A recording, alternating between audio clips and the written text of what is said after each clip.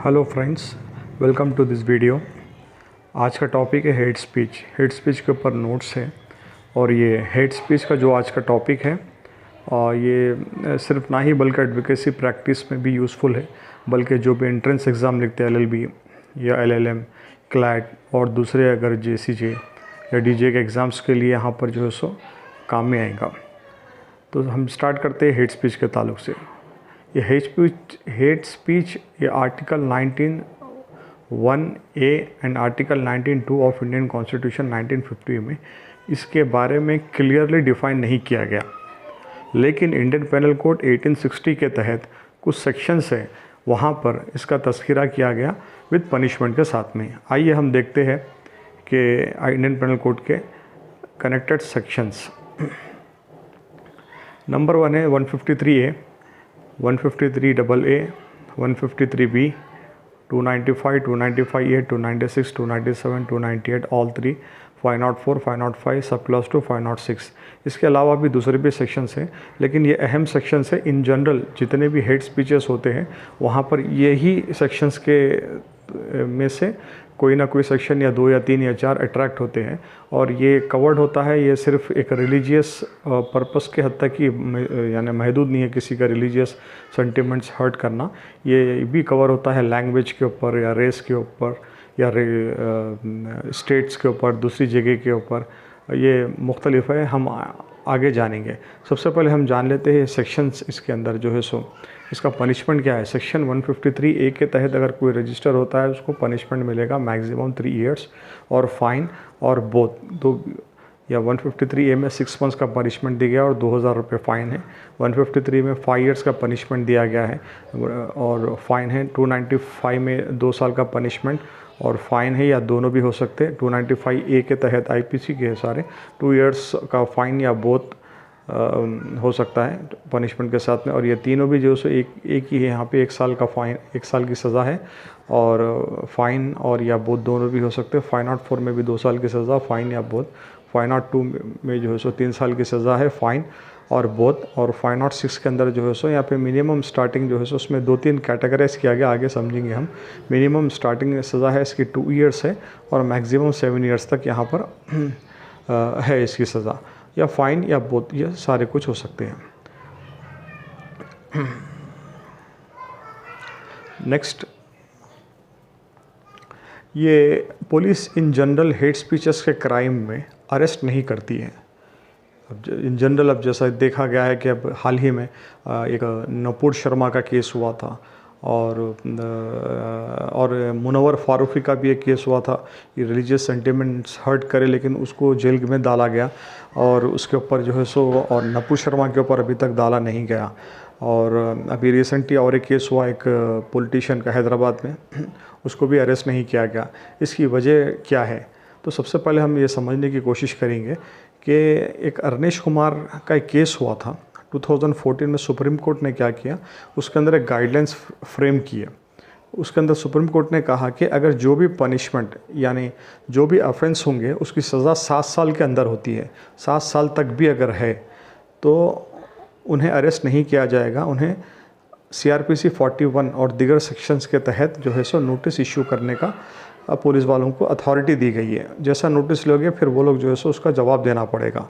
तो ये जो गाइडलाइंस फ्रेम किए गए, ये क्रिमिनल अपील के तहत, ये नंबर के तहत स्पेशल लीव पिटिशन के अंदर जो है सो गाइडलाइंस फ्रेम की। इसी वजह से पुलिस जो है सो जितने भी पनिशमेंट होते हैं, फॉर एग्जांपल मेनली अभी 498A में जो डॉरी केस का होता है, उससे भी पहले भी बहुत सारे जो है सो यानी झूठे केसेस वगैरह आते थे, पुलिस वाले इमीडिएटली अरेस्ट करके जेल को भेज देते, बहुत सारे प्रॉब्लम्स क्रिएट होते थे। तो एक एग्जाम्पल 498 समझने के लिए बता रहा हूँ मैं।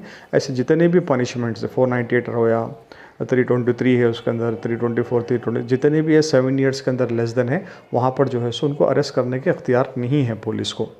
सो उसमें से देखिए, अभी हम यहाँ पर जब देखे हैं ये सेक्शंस 153 से लेकर 506 तक, इसमें जितने भी ऑफेंसेस है, ये पूरे जितने भी ये सज़ाएँ हैं, तो यहाँ पे 3 साल है, किसी में 6 साल, किसी में 5 साल, किसी में 2 साल, किसी में 2 साल, या 1 साल, 2 साल, 3 साल, 7 साल मैक्सिमम है। इसके ऊपर नहीं यहाँ पर नहीं है सज़ा।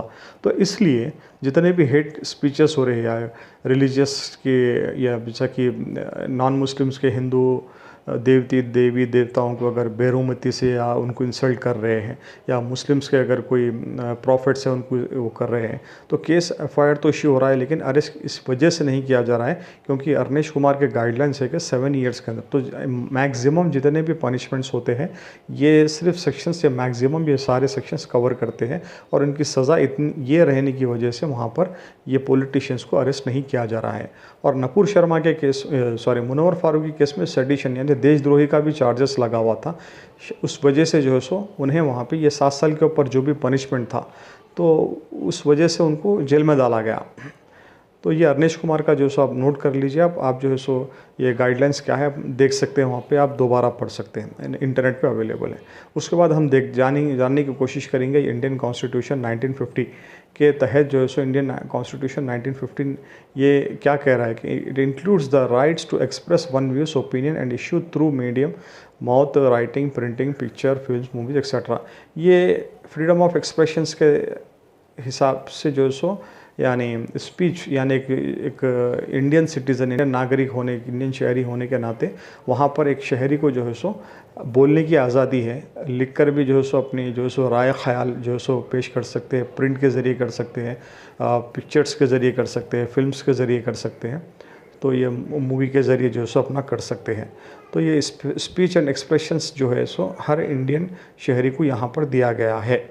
तो स्पीच एंड एक्सप्रेशंस में क्या क्या इंक्लूड होता है हम यहाँ पर जानने की कोशिश करेंगे।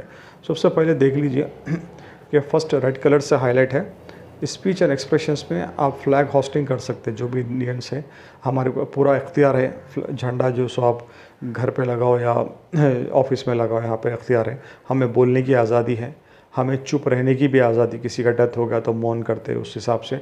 और जैसा जिस तरह से हमें यहाँ पे बोलने की आज़ादी है, उस तरह से हमें पूछने की भी आज़ादी है। बोलेंगे तो पूछेंगे, पूछेंगे तो बोलेंगे, इसलिए आरटीआई एक्ट जो है सो लाया गया। और स्टैचू बंद करना है, किसी से आपको नाराज़ है तो आप यहाँ पर जो सो स्पीच एंड एक्सप्रेशंस में आर्टिकल 19(1) में यहाँ पे स्टैचू बंद करने की भी इजाज़त देता है यहाँ पे। और यहाँ पर मीडिया को भी रेस्ट्रिक्ट किया गया है कि यानी मुकम्मल आज़ादी नहीं है मीडिया को भी। एग्ज़ाम्पल हम देखते हैं कि अर्नब गोस्वामी को जो है सो वो ड्रग दो बोल के वो लेने के वास्ते में, और उदय ठाकरे के ऊपर, मुंबई के जो सीएम साबिक़ा जो गुजरे उनके ऊपर भी जो है सो टिप्पणी किए थे, उन्होंने कोई गलत कमेंट किए थे, उस वजह से भी जो है सो उनके ऊपर भी पुलिस केस दर्ज करके, क्योंकि फ्रीडम एक्सप्रेशंस स्पीच के यानी रेस्ट्रिक्शंस के ऊपर चले गया था, उस वजह से जो है सो उनके ऊपर भी केस बुक करके जो है जेल को भेज दिया गया था। और रहा सवाल freedom of speech and expressions के साथ साथ जो है सो हमें यहाँ पर और आज़ादी है कि असम्बल कर सकते, 2-4 जन मिल सकते हैं, ऑर्गेनाइजेशन क़ायम कर सकते हैं, मूवमेंट चला सकते हैं। अगर आपको कोई गवर्नमेंट पॉलिसीज़ वगैरह के ख़िलाफ़ में आपको जाना है या आपको एतराज़ है तो चला सकते हैं। यहाँ पे इंडिया में रह सकते हैं, जब रह रहे हैं तो आप कौन सा भी बिज़नेस या प्रोफेशन प्रैक्टिस कर सकते हैं। ये साथ साथ 19 के साथ में जुड़े हुए हैं, इससे कनेक्टेड उतने नहीं हैं अभी फ़िलहाल। तो हमारा जो सो कनेक्टेड अभी जो सो स्पीचेस में क्या क्या आते हैं, हम क्या क्या कर सकते हैं। जैसे यहाँ पर बोलने की ये चीज़ें करने की आज़ादी दी गई, उसी तरह से यहाँ पर रेस्ट्रिक्शंस क्या है हम आगे जानेंगे।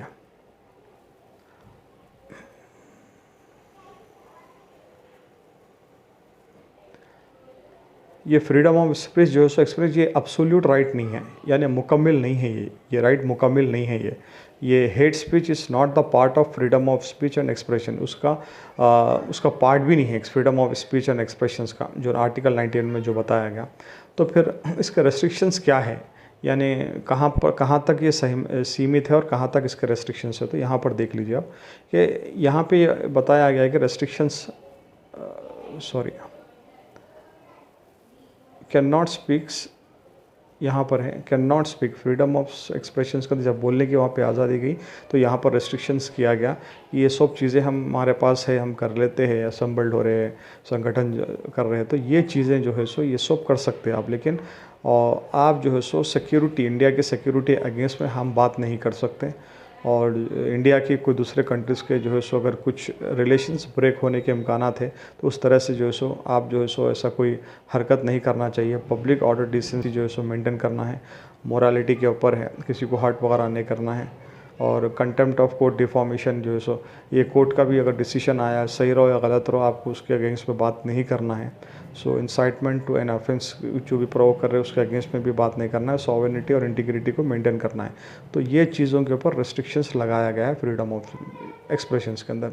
तो ये डायरेक्टली यानी बात करना या ज़रूरी नहीं है, इनडायरेक्टली भी अगर इसके दायरे में आ जाते हैं तो ये जो है सो ये वायलेशन होगा आर्टिकल 19(1) का।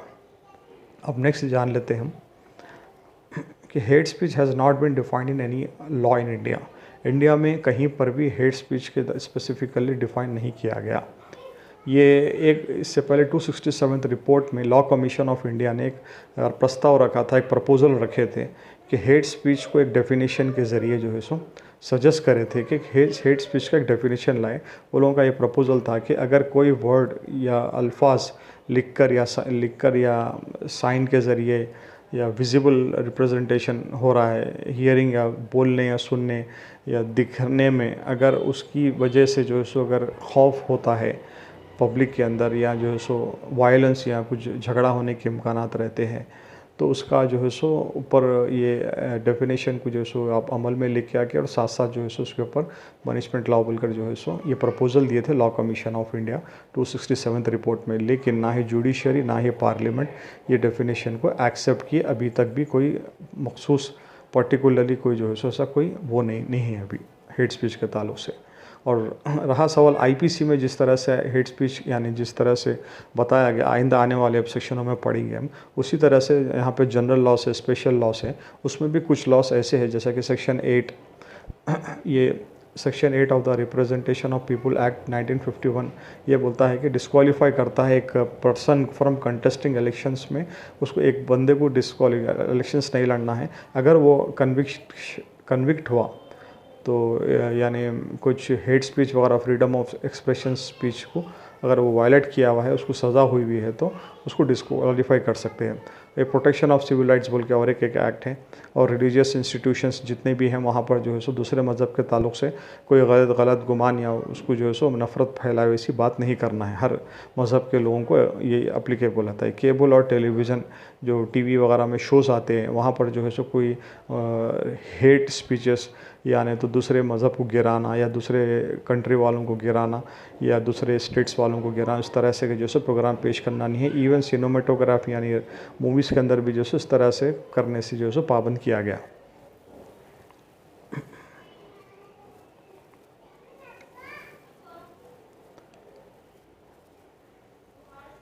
नेक्स्ट एक केस लॉ है, ये आरवी बसिन इस्लाम। इसमें क्या हुआ था कि इन्वेजन ऑफ मुस्लिम बोल के एक किताब लिखी गई थी ये मुंबई महाराष्ट्र के अंदर। तो ये महाराष्ट्र गवर्नमेंट ने ये बुक को बैन किया था। उसके ख़िलाफ़ में जो है सो जो प्रिंट ये बसिन इस्लाम ने अपील किया हाई कोर्ट के अंदर।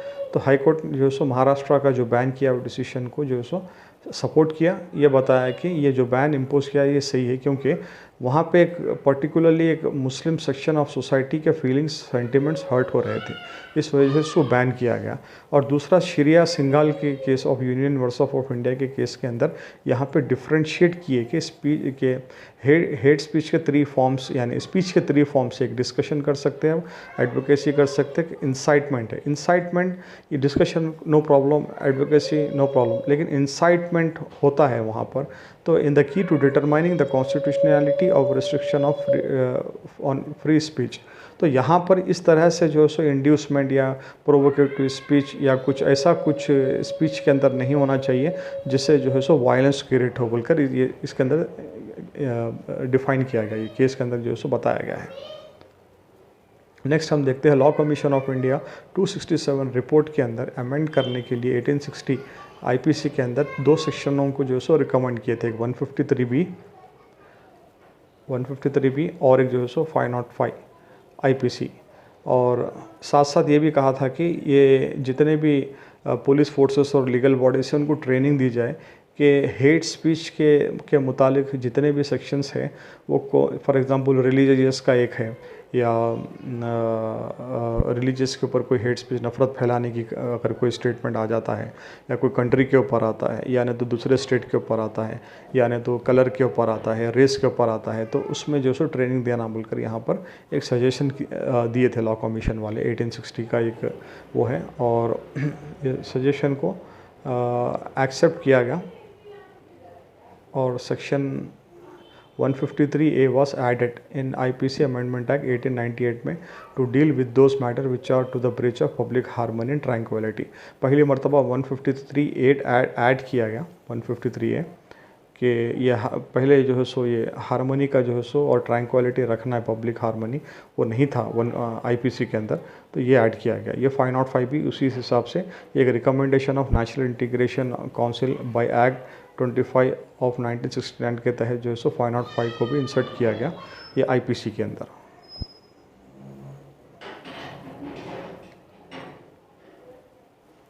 नेक्स्ट देखते हैं सेक्शन 153A क्या बोलता है। ये इंपॉर्टेंट सेक्शन है हेट से रिलेटेड। इन जनरल जितने भी क्राइम्स होते हैं ये इसको जहन में रखते हुए जो है सो पुलिस वालों को एक्शन लेकर केसेस वो करना पड़ता है। सबसे पहले देख लीजिए यहाँ पे promoting the enmity between different groups on the grounds of, यहाँ पर है देखिए ये religion, race, place of birth, residence, language etcetera, doing acts prejudicial to maintain harmony. यानी ग्राउंड ऑफ रिलीजन के हद तक ही ये हेट स्पीच नहीं महदूद है। ये रेस जो है सो कलर गोरा काला के ऊपर आता है। ये प्लेस ऑफ बर्थ, आपको यूपी में पैदा हुआ या कोई बिहार में हुआ, कोई आसाम में हो, और कोई हैदराबाद में है, कोई दूसरे मुल्क में तमिलनाडु में पैदा हुआ, लेकिन उसको गिराकर देखा जाता है तो वो जो भी जो है सो नफ़रत में, ये हेट में शुमार हो जाता है बोलने का मतलब। रेसिडेंस का भी वही है, लैंग्वेज के ऊपर भी जो है सो अब डिस्क्रिमिनेशन किसी को भी नहीं करना है। प्रीजुडिशियल टू मेंटेन द, ये जो हार्म कर सकता है, इस वजह हार्म कर सकता है, इस वजह से ये कैटेगरी 153 में आता है। तो ये तकरीबन जितने भी और भी जो सेक्शंस है, सब क्लॉज ए है, सब क्लॉज बी है, और आइंदा भी देखेंगे हम। ये सी के अंदर भी तकरीबन भी वही है। इसके अंदर सी में एक इम्पॉर्टेंट ये चीज़ ये है, ये बताई गई है कि यहाँ पर एक तो नफ़रत फैलाने के लिए और ट्रेन कर रहे लोगों को और क्रिमिनल फोर्स करके वायलेंस करने के लिए जो है सो पार्टिसिपेट करके या तो कर रहे हैं या ट्रेन करने की कोशिश किए गए हैं। पर्टिकुलर ये रिलीजियस के ऊपर या रेस के ऊपर, लैंग्वेज के ऊपर अगर करने की कोशिश की है तो उस सूरत में जो है सो वहाँ पर यहाँ पे सज़ा भी मुकर्रर की गई है। बताया गया है पनिशमेंट 3 साल की सज़ा या फ़ाइन या दोनों भी हो सकते बोल के है यहाँ पर। तो ये सेक्शन 153A के 2C पूरों के 3 साल की सज़ा और फाइन है। यहाँ पर सेक्शन 153 का सेक्शन सब क्लास 2 ये बोल रहा है कि अगर कोई मंदिर या मस्जिद, गुरुद्वारा या कोई और जगह पर जाके वहाँ पे कुछ यानी कुछ गड़बड़ वगैरह करते हैं या रोकते हैं वहाँ पे सेरेमनीज़ को, तो वहाँ पर जो है सो इसकी सज़ा 5 साल है और जो है सो फाइन भी हो सकती है यहाँ पर बोल के बताया गया है। नेक्स्ट हम देखते हैं इसकी वैलिडिटी क्या है 153 की। एक केस ला हुआ था तारा सिंह का। तारा सिंह के केस में ये हुआ था कि 1951 का केस है ये। वहाँ पर क्योंकि हेट स्पीच का ये एक्सप्रेशंस रेस्ट्रिक्शंस वगैरह नहीं थे, तो आर्टिकल 19(1)(a) के तहत जो है सो ये अनकॉन्स्टिट्यूशनल लेवल कर ये डिक्लेयर हुआ था। यानी कि भाई उसके बाद में क्या हुआ कि after the first amendment act जब 1950 में हुआ तो ये एक्सप्रेशंस ऐड किया गया उसके अंदर।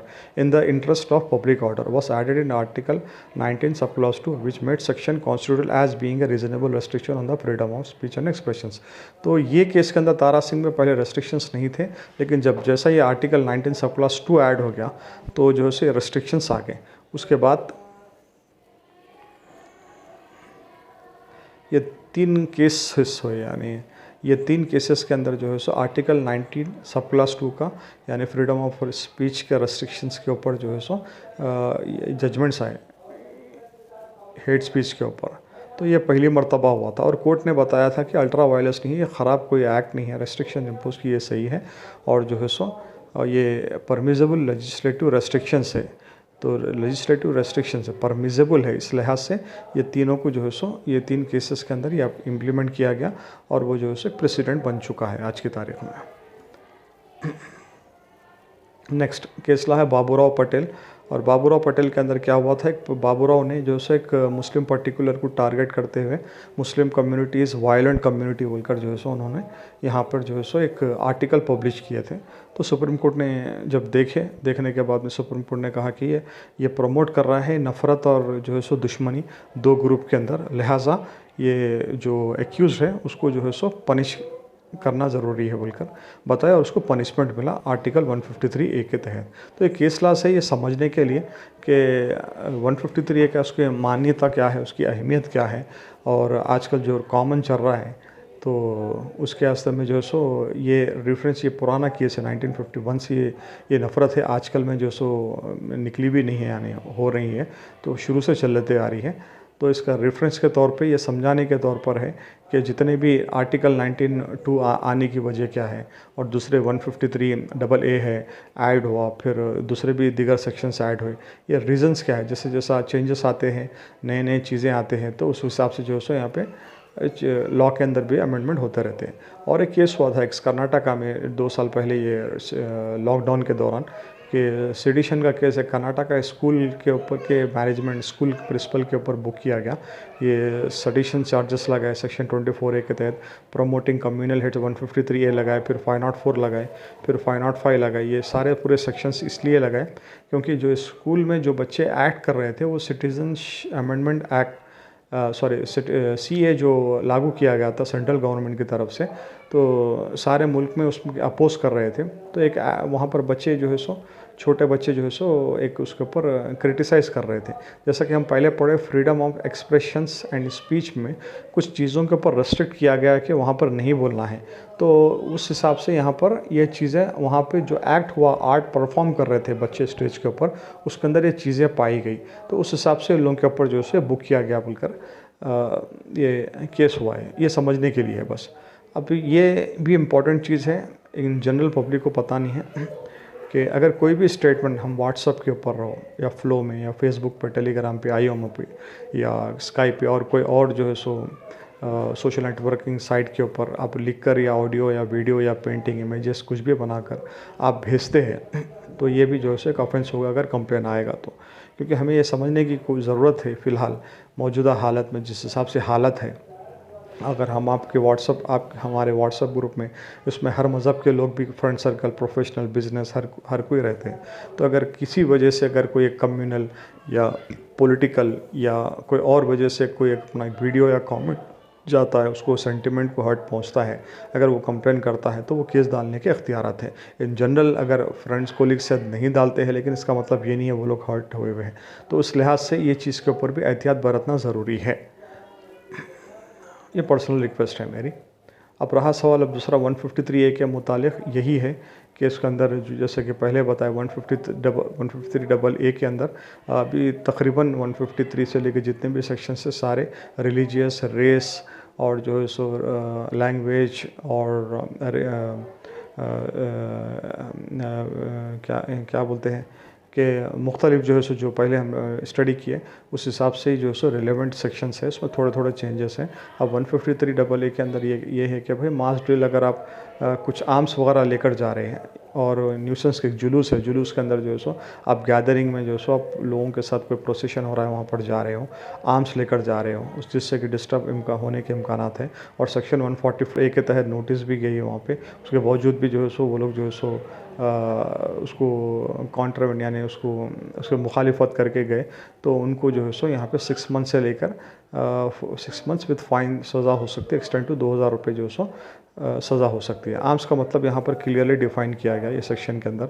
आर्म्स का मतलब ये है कि डिज़ाइंड और अडेप्टेड वेपन्स यानी includes firearms, sharp edge weapons या जंबिया चाकू या जो सो तलवार बोल सकते हैं, लाठी, डंडास एंड स्टिक्स, इवन लकड़ी भी, डंडे भी और लाठीज़ भी, ये आर्म्स के अंदर कैटेगरी में आते हैं। तो ये समझने की ज़रूरत है कि आर्म्स क्लियरली इसके अंदर डिफ़ाइन किया गया। मज़ीद ये 153B में भी जो है सो तकरीबन वो racial, language, regional group, caste, community के ऊपर ही किया गया, सिर्फ इसके अंदर सेक्शंस डिफ़ाइन किए गए 3 ईयर्स से। तो लफ्ज़ जैसा कि हेट स्पीच जितने भी आते हैं तो थोड़ा थोड़ा ज़्यादा नहीं, थोड़ा थोड़ा वेरिएशन रहता है, उस हिसाब से पुलिस वाले देखकर ये सेक्शंस अट्रैक्ट होते हैं 153 सारे जितने भी हैं। अब 295 के अंदर भी जो है सो यहाँ पर क्या है कि डिस्ट्रॉय, डैमेज और डिफाइल्स एनी प्लेस ऑफ वर्शिप, यानी मस्जिद है रहो या मंदिर हो, चर्च रहो, गुरुद्वारा रहो, वहाँ पर कौन से भी हिस्से को अगर तोड़े फोड़ करे, उसको यानी डैमेज किए, तो उसके हद तक है, उसके वास्ते पनिशमेंट 2 साल है और या फाइन हो सकते हैं या दोनों भी हो सकते हैं बोलकर यहाँ पर बताया गया। 295 के वास्ते सैंक्शन होना है, आगे हम देखेंगे। 295A में भी जो है सो इंसल्टिंग रिलीजन बिलीफ, यही किसी मज़हब को जो है सो आप इंसल्ट कर दे रहे, देवी देवताओं को या प्रॉफिट लोगों को, तो उनको भी जो है सो ये हिसाब से वर्ड्स के ज़रिए या लिख कर बोलो या रिटर्न बोलो या साइन बोलो दिख रहा है, वो हिसाब से यहाँ पे 3 ईयर्स पनिशमेंट है और फाइन भी हो सकता है, दोनों भी हो सकता है बोल के यहाँ पे। नेक्स्ट आ जाते हैं हम, disturbing a religious assembly, whoever voluntarily causing disturbance to any assembly lawful engage in the performance of religious worship or religious ceremonies। कोई नमाज़ पढ़ रहा है, कोई पूजा कर रहा है, कोई जो है सो गुरुद्वारे में वहाँ पे जाके डिस्टर्ब करते हैं, तो वहाँ पर उसकी सज़ा है 1 ईयर या फाइन बताया गया है 296 सेक्शन के अंदर। नेक्स्ट 297 में भी ये ट्रेसपास के ऊपर है, ब्यूरल प्लेसेस, कब्रस्तान है यानी तो शमशान गए, वहाँ पर जाके जो सो ट्रेसपास करे, वहाँ पर कुछ बेरुमिती करे या बदतमीज़ी पेश आए, तो वहाँ पर उनके लिए भी ये जो सज़ा है 1 ईयर की सज़ा है, फ़ाइन है, यहाँ पर बताया गया है। ये 297 और 298 में ये क्या है, अटरिंग वर्ड्स, उस हिसाब से वो गाली गलौज कर रहे हैं या फीलिंग्स सेंटिमेंट्स या ज़ख़म को जो सो वो कर रहे हैं, यानी ऑलरेडी तकलीफ़ में फिर से दोबारा फिर आप रिपीट कर रहे हैं, तो उसके लिए फिर जो है ऑफेंस है 1 ईयर और या फाइन और बोथ बल्कि है 298 के अंदर। उसके बाद हम देखते हैं 504 है, 506, 504 के अंदर intentionally insult with intent to provoke breach of trust, जानबूझकर जो सो सोसाइटी के अंदर, पब्लिक के अंदर जो सो झगड़ा होने का है, तो इस वजह से जो सो कुछ ऐसे अल्फाज बोलते रहे, तो उसके लिए ये 504। और 505 जो so statement conduct of public, वो भी उससे रिलेटेड है। और ये है सेक्शन 506, इसके अंदर जो है सो यानी ये कहा गया है कि criminal intimation shall be punished, वही क्रिमिनल इंटेंट से जो सो किसी को हर्ट करते हैं, ऐसा सिचुएशन आ जाए तो अगले वाले को या डेथ होने के इम्कानात है या उसको ग्रीवियस गहरा ज़ख़म हो गया है मारी होने के बाद में, और वो तो उस हिसाब से यहाँ पे मेजर किया गया कि उसको या तो उसको लाइफ भी हो सकती है, यानी तो जो है सो उसको 7 साल की भी हो सकती है, यानी तो फाइन भी हो सकता है या दोनों मिला के हो सकता है बोलकर इसको डिफ़ाइन किया गया। नेक्स्ट है ये 196 सेक्शन है सीआरपीसी का, ये कहता है कि मसलन अगर रिलीजियस सेंटिमेंट्स हर्ट हो और पुलिस वाले रजिस्टर करे केस 153A के अंदर या 295 के अंदर 153B और 501 या जो है सो 513 या 108 के तहत अगर किसी के ऊपर ये जो हम पढ़े हैं उसके वो हिसाब के ऊपर अगर कुछ केसेस बुक हो जाते हैं, तो उस सूरत में जो है सो पुलिस वालों को क्या करना चाहिए कि अब देखिए 153 है या वो 295 है, तो वो लोग को जो है सो इवन कोर्ट को भी अख्तियारात नहीं है उनके ऊपर कॉग्निजेंस लेने के लिए।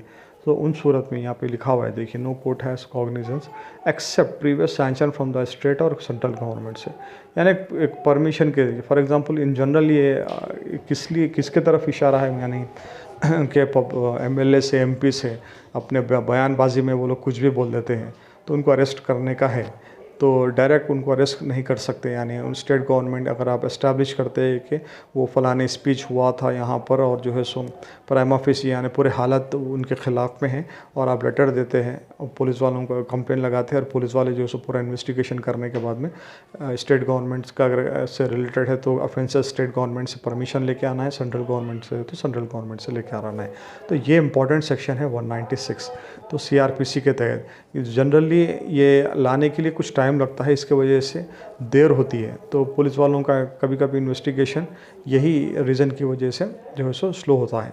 अब यहाँ देखिए, अब हु कैन मेक लॉ, अब जैसा कि अब सभी को पता हो गया कि भाई अब जितने भी ऑफेंसेस होंगे 7 साल के अंदर है और कुछ भी जो है सो देवी देवताओं को बोल दिया या प्रॉफिट को बोल दिया या अल्लाह को बोल दिए, यानी तो ईसा को बोल दिए, ईसा अलैहिस्सलाम को कोई वाक़या बोल दिया, गुरु ग्रंथ सबको कोई भी कुछ भी बोल दे कि अब मौका मिल गया, अब जितने भी हालत के लिहाज से अभी सब अब कॉमन होने वाला है ये आगे चलकर।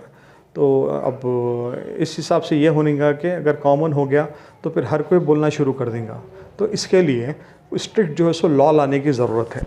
जब तक लॉ नहीं आएगा स्ट्रिक्टली तो ये सिलसिला चलते रहेगा, या आम चलते रहेगा, रिलीजियस सेंटिमेंट जो है सो हर्ट होते रहेंगे। तो ये कौन लॉ लेके आ सकते हैं, किस किस को इख्तियार आते हैं? तो सबसे पहले यहाँ पे देखिए, जुडिशरी को भी लेजिस्लेचर है, एग्जीक्यूटिव है, ठीक है। तो लेजिस्लेचर भी जो है सो लॉ बना सकता है, जुडिशरी भी जो है सो बना सकता है, और जो है सो एग्जीक्यूटिव भी यानी असेंबली में रखकर जो है सो ये लोग भी जो है सो मिनिस्टर्स भी बना सकते हैं। सेंट्रल गवर्नमेंट को पार्लियामेंट में राइट्स है, स्टेट गवर्नमेंट को असेंबली में जो है सो राइट्स है, हाई कोर्ट को भी इख्तियारात है क़ानून बना के, इवन सुप्रीम कोर्ट को भी। हाई कोर्ट यानी हर स्टेट का हाई कोर्ट को इख्तियार है वो क़ानून बना सकता, और सुप्रीम कोर्ट भी बना सकता। अब ज़रूरी नहीं है कि वही सेंट्रल गवर्नमेंट का परमिशन यानी वो ही बनाए या स्टेट गवर्नमेंट ही बनाए। अगर हाई कोर्ट को ये पता चल गया या सुप्रीम कोर्ट के सामने कुछ केसेस आ गए कि जैसा कि हालत ख़राब हो रहे हैं और ये मिनिस्टर्स है या जितने भी हैं हेड स्पीच ज़्यादा कर रहे हैं, तो इनके पास पावर्स है हाई कोर्ट को। तो ये ऑल स्टेट्स, हर स्टेट्स में जहाँ जहाँ है वहाँ पर जो है सो चीफ जज को आप यानी PIL डाल के उनसे रिक्वेस्ट कर सकते हैं, या कंप्लेन यानी रिपोर्ट करके वहाँ पे पिटिशन फाइल करके उन्हें रिपोर्ट कर सकते हैं बनिस्बत। क्योंकि इन जनरल होता ही है कि अगर कोई हेट स्पीच हो गया तो पब्लिक में जो है सो एक गुस्सा पैदा हो जाता है, और वो लोग जो है सो रोड पर प्रोटेस्ट करने निकल जाते हैं, और जो है सो पत्थरबाजी पुलिस की गाड़ियों पे, गवर्नमेंट व्हीकल्स के ऊपर, या नहीं तो कोई मंदिर के ऊपर या मस्जिद के ऊपर, इस तरह से होती है।